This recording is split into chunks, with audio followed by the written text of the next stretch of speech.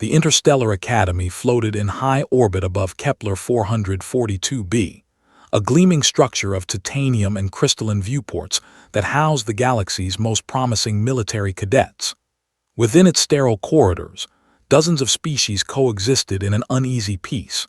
Vraxians with their 4 arms and chitinous armor, Kelthori whose bioluminescent skin pulsed with emotion, and the towering Grendak whose very footsteps shook the deck plating. And then there were the humans, rare, underestimated, dangerous. Anna Reeves sat in the back corner of Tactical Combat Theory 301, her slate balanced on her knee as Professor Zelther droned on about flanking maneuvers in zero-gravity environments. The Vraxian instructor's mandibles clicked rhythmically as he spoke, a sound that had lulled half the class into a stupor. Anna's dark eyes, however, remained sharp, tracking every gesture, every tactical diagram that materialized in the holographic display. Beside her, David Chen slouched in his seat with practiced ease, his fingers dancing across his personal datapad. To the casual observer, he appeared disengaged, but Anna knew better. David never missed anything. His mind worked in patterns and probabilities, always 3 steps ahead of everyone else in the room. They were the only 2 humans in a class of 47 cadets. The human endurance myth, sneered a voice from across the aisle. Kralvex, a Grendak known for his short temper and shorter intellect, had twisted in his reinforced seat to glare at them. His skin, a mottled gray-green, rippled with barely contained aggression. I'm tired of hearing about it. Humans are weak, slow. Your homeworld has pathetic gravity, your muscles are inefficient, and your reaction times are inferior to at least 20 species in this academy. Several nearby cadets shifted uncomfortably.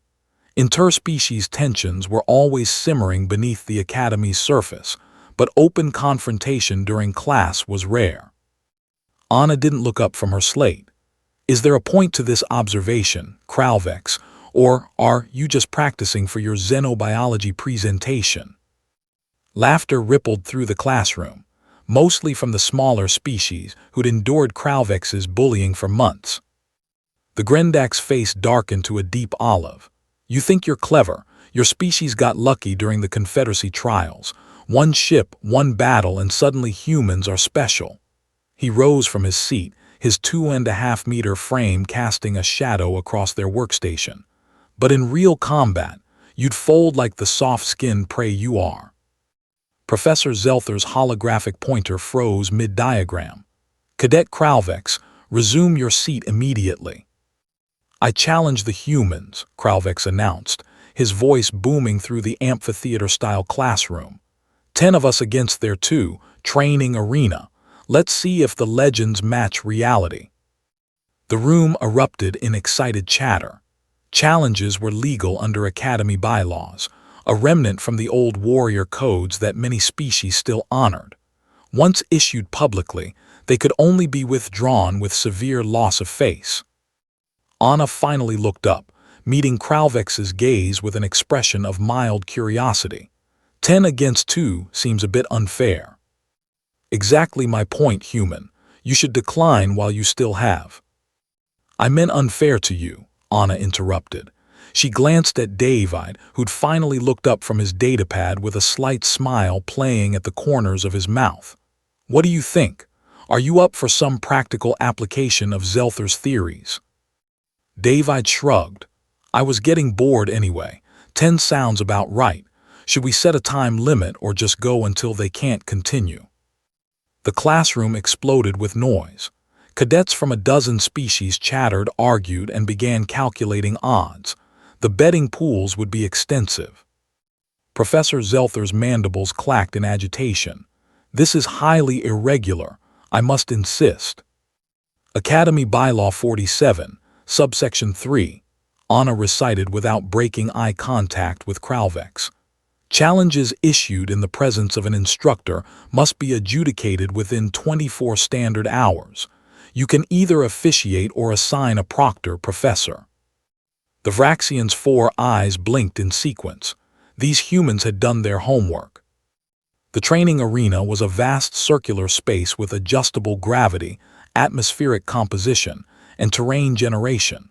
For this challenge, the settings remained at standard 1-2G oxygen-nitrogen mix favoring the majority of participants, and a flat rubberized surface that could absorb impact. Word had spread through the academy like wildfire. By the time Anna and David arrived, over 300 cadets packed the observation galleries. The energy was electric, hungry. Most had never seen humans fight. Kralvex had assembled his team carefully. 4 Grendek including himself, 3 Vraxians, 2 Kelthari, and a Morphian whose amorphous body could harden or flow at will. Each species brought different advantages: strength, speed, multiple limbs, or environmental adaptation. Anna and David stood on their side of the arena in simple gray training suits. No armor, no weapons. Academy rules for unarmed combat challenges. Last chance to withdraw, Kralvex called out, his team spreading into a practiced formation behind him. No shame in admitting inferiority. David rolled his shoulders, his movements loose and controlled. Quick question. When you all wake up in the medical bay, should we send flowers or is that not a Grendak thing? The crowd roared with laughter and jeers. Kralvex's face contorted with rage. Professor Zelther's voice crackled over the arena speakers. Combat will continue until one side yields or is rendered unable to continue. Medical teams are standing by. Lethal force is prohibited. Begin on my mark. Anna's breathing slowed. Her heart rate dropped to 50 beats per minute, a trick she'd learned during Human Special Forces preliminary training. Beside her, David's stance shifted almost imperceptibly, weight on the balls of his feet, hands relaxed, eyes tracking each opponent with mathematical precision. 3, 2, 1, engage. The 10 charged as a coordinated unit. It should have worked. Against most opponents, it would have. But Kralvex had made a critical error. He'd believed his own propaganda about human weakness. Anna moved first. Not forward into the charge, but laterally at an angle that forced the attackers to adjust their formation. In the 0.3 seconds it took for them to compensate, David had already covered the distance to the rightmost Vraxian. Humans didn't have 4 arms. They didn't have exoskeletons. But they had something most species in the galaxy lacked: weapons forged by millions of years of pursuit predation. David's elbow struck the Vraxian's primary nerve cluster with surgical precision. The alien's chitinous body, strong against direct impacts, provided no protection against the concentrated force delivered at precisely the right angle. The Vraxian dropped instantly, its nervous system temporarily overloaded. 1 down, 5 seconds elapsed. Anna had already engaged 2 opponents simultaneously, a tactical impossibility according to conventional combat theory. Except human combat theory wasn't conventional. Her fist drove into the Kelthori's solar plexus analog while her leg swept behind the nearest Grendak's knee joint. The Kelthori's bioluminescence flared in shock as its breathing stopped. The Grendak stumbled, and Anna's follow-up strike to its temple sent it crashing to the mat. 2 more down, 9 seconds. Impossible, someone screamed from the observation deck. The Morphian attempted to engulf David from behind, its body flowing around his torso. A mistake. David dropped his core temperature using controlled breathing techniques, making his body surface uncomfortable for the heat-sensitive species. As it recoiled, his backfist caught its neural center. The Morphian splashed across the arena floor, temporarily losing cohesion. 3 down, 13 seconds. Kralvex finally reached Anna, his massive fists swinging with enough force to dent steel plating. She wasn't there. Humans had evolved chasing prey across African savannas for hours without stopping. Their endurance was legendary, but their burst speed was equally impressive when needed. Anna ducked under the first swing, sidestepped the second, and drove her knuckles into Kralvex's floating rib analog. The Grendak's breath exploded outward. Before he could recover, her palm strike caught his jaw, snapping his head back. The big alien staggered but didn't fall. Tough bastard. David had engaged the remaining 3 Vraxians and 1 Grendak simultaneously. This should have been suicide. 4 trained warriors against 1 opponent meant overwhelming numerical advantage. Except David wasn't fighting 4 opponents. He was fighting 4 disconnected individuals who hadn't trained specifically to counter human combat methodology. His movements flowed like water, never where they expected, always at angles their four-armed physiology found awkward. A strike to one Vraxian's eye cluster, a grab and throw using the second's momentum against it. The third took a knee strike that shattered its balance before a follow-up rendered it unconscious. The Grendak rushed in, relying on mass and strength. David dropped low, grabbed its ankle, and used its own momentum combined with a perfectly timed twist to send 200 kilograms of alien muscle crashing into the last Vraxian. Both went down in a tangle of limbs. 23 seconds total. Only Kralvex and 1 Kelthori remained standing. The Kelthori's skin had gone pale with fear, its bioluminescence flickering uncertainly. Anna turned her full attention to Kralvex. The Grendak was breathing hard, his earlier confidence evaporated. He'd watched his entire team, carefully selected for their skills, dismantled in less than half a minute. "You were saying something about soft-skinned prey," Anna asked conversationally, circling him with the patience of an apex predator. Kralvex roared and charged, abandoning technique for pure aggression. Anna met him head-on, which surprised him. Most species would evade. Her shoulder drove into his center mass with the force of her entire body behind it. Humans couldn't match Grendak's strength pound for pound, but they could deliver their mass with devastating efficiency. Kralvex stumbled. Anna's leg sweep caught him mid-recovery. As he fell, her elbow strike ensured he stayed down. The last Kelthori simply raised its hands in surrender, its skin flashing the colors of submission. Total elapsed time, 31 seconds.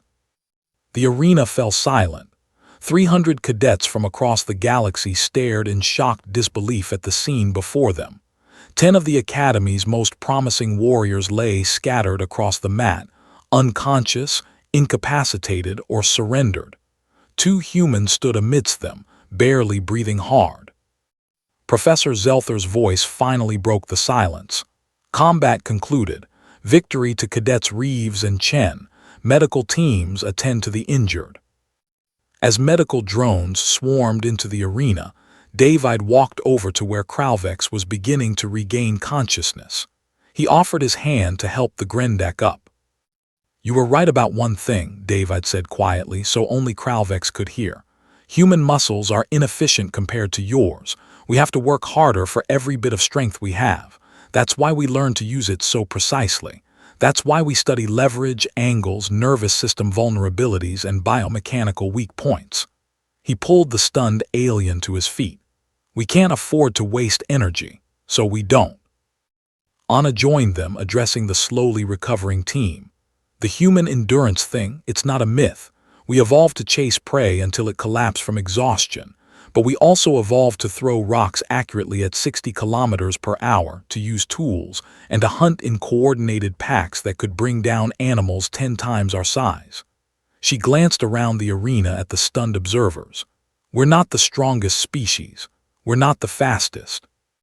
But we're the most persistent, and we learn from everything." As they walked toward the exit, Kralvex called out, his voice hoarse but respectful. "Human cadets, I spoke in ignorance. Your people have earned their place in the Confederacy." Anna paused at the doorway and looked back. "We're all here to learn, Kralvex. Maybe next time you'll understand. Humans didn't become apex predators on a death world by being weak. We became apex predators by being too stubborn to know when to quit and too smart to fight fair."